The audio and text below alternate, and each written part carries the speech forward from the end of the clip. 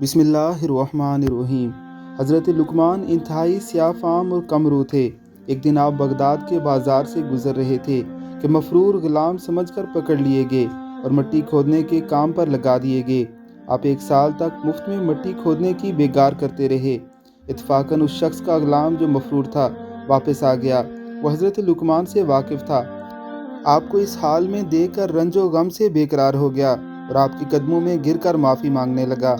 جب اس کے آقا کو بھی حضرت لقمان کی شخصیت کا اور مرتبے کا علم ہوا تو وہ بھی احساس ندامت میں مبتلا ہو گیا اور معافی کا طلبگار ہوا۔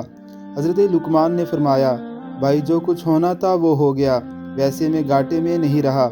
اس مصیبت میں نے دانائی کی ایک بہت ہی قیمتی بات سیکھی ہے، وہ یہ کہ کسی شعبے کو کمتر درجے کا خیال کرتے ہوئے کسی کو مصیبت میں مبتلا نہ کرنا چاہیے۔ میرا بھی ایک غلام ہے۔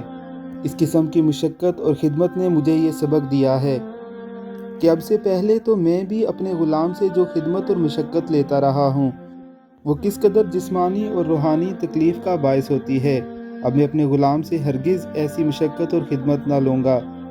حاصل کلام یہ ہے کہ خدا ترسی یہی ہے کہ انسان جس تکلیف اور مصیبت میں سے خود گزرے اسے دوسروں پر مسلط ہرگز نہ کرے۔ یہی انسانیت کی معراج ہے۔